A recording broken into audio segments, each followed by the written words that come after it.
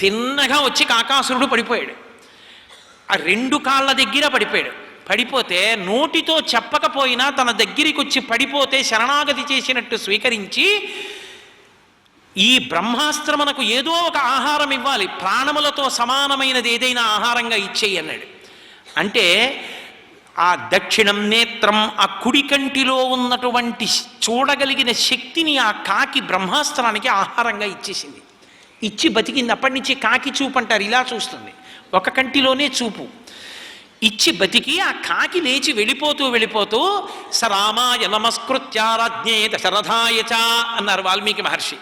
అక్కడ స రామాయ నమస్కృత్య, రామచంద్రమూర్తికి నమస్కరించి దశరథ మహారాజు గారికి నమస్కరించింది. వాల్మీకి మహర్షి అక్కడ అలా చెప్పి ఊరుకున్నారు. ఎందుకు అలా నమస్కరించడం? దశరథుడికి ఎందుకు?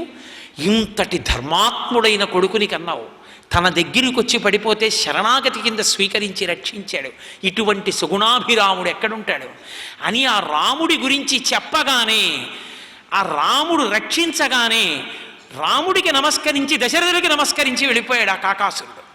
అటువంటి కొడుకుని కన్న తండ్రి ఆ దశరథ మహారాజు ఊర్ధ్వలోకాలని పొందాడు. ఎంత పొంగిపోయాడో! ఆ కొడుకులందరూ అటువంటి వాళ్లే. భరతుడికి వశిష్ఠ మహర్షి పిలిచి నీకు సింహాసనం ఇస్తానన్నాడు.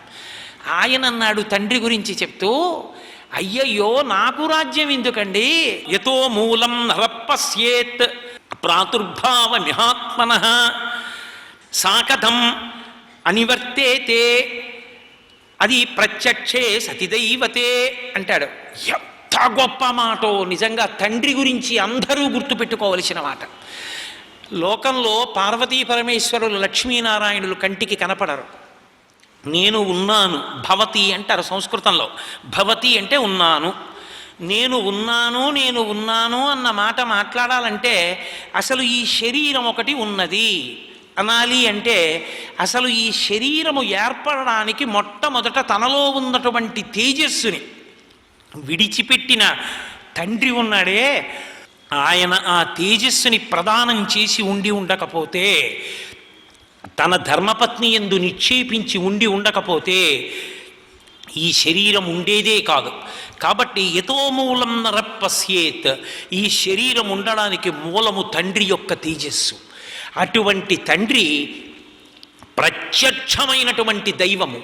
ఈ మాంసనేత్రమునకు దొరకనటువంటి పరమేశ్వరుడు ఈ మాంసనేత్రం చేత చూడబడడానికి, ముట్టుకోవడానికి, నమస్కరించడానికి, పట్టుకోవడానికి వీలుగా దొరికినటువంటి ఈశ్వర స్వరూపమే తండ్రి.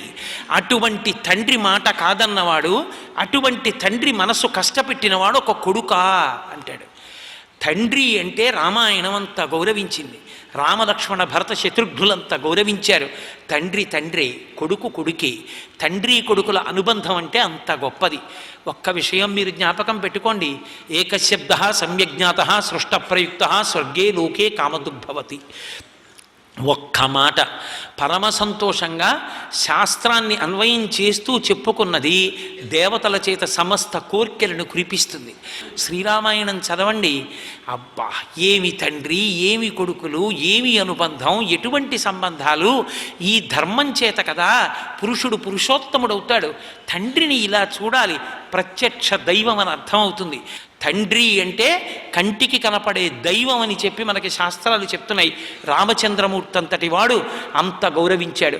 రామచంద్రమూర్తి పుట్టినటువంటి ఈ దేశంలో శ్రీరామాయణానికి వారసులుగా మనం కూడా ఆపథంలోనే ప్రయాణించి తల్లిదండ్రులు సంతోషించేటటువంటి సంతానంగా బ్రతకగలిగినటువంటి జీవన విధానాన్ని రామచంద్ర ప్రభు తన నిర్హేతుక కృపాకటాక్ష వీక్షణముల చేత మన అందరి యందు ప్రసరించుగాక. సర్వం శ్రీ ఉమామహేశ్వర పరబ్రహ్మార్పణమస్తు. స్వస్తి.